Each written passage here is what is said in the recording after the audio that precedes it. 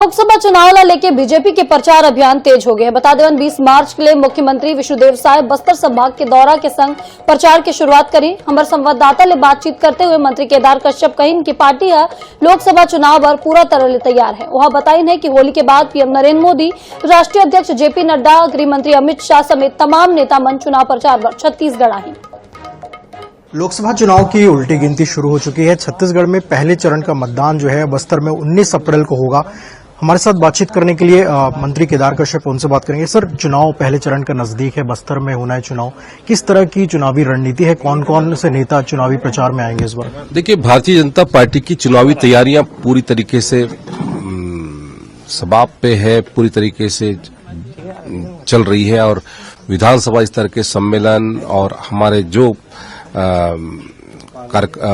हितग्राहियों से मिलना, इस तरीके से पूरे कार्यक्रम तय हैं। हमारे प्रत्याशी का प्रवास का कार्यक्रम चल रहा है और अभी हमारे प्रदेश के नेता और हमारे प्रदेश के मुख्यमंत्री जी भी विधानसभा सम्मेलन में जाने की तैयारी कर रहे हैं। तो हमारी तो पूरी तैयारी है और इस बार 11 के 11 सीटों पर भारतीय जनता पार्टी विजयी होगी। अभी अमित शाह का दौरा हुआ था, आने वाले दिनों में कौन कौन से राष्ट्रीय नेता छत्तीसगढ़ आएंगे चुनाव को लेकर?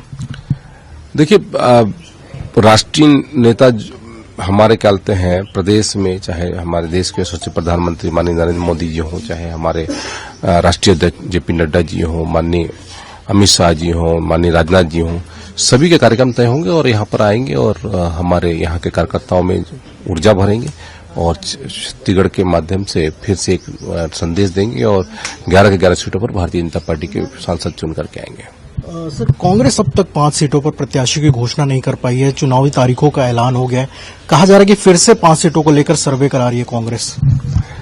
कांग्रेस की स्थिति न निगलते बन रही है, न उगलते बन रही है। इसके कारण से उनके पार्टी के लोग भी उनको छोड़ छोड़ करके जा रहे हैं। डूबती हुई नैया में कोई सवार नहीं होना चाहता। स्वाभाविक है, देश की स्थिति को तो देख रहे हैं। उनके जो बड़े नेता हैं वो खुद अमेठी से भाग करके कहते हैं केरल में जाकर के वायनाड से लड़ रहे हैं।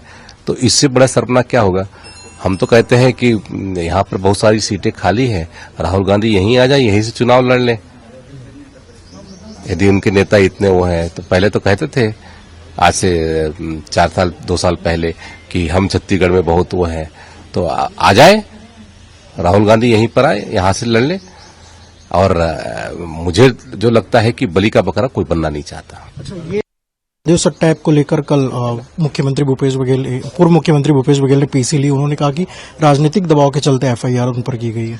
यदि भूपेश बघेल जी यदि निर्दोष है तो उनको अपनी दोष मुक्त होने के लिए आगे की कार्रवाई में जाना चाहिए। ये मीडिया के माध्यम से अपने कहते हैं अपने दोष मुक्त का कहने की बात क्यों करना?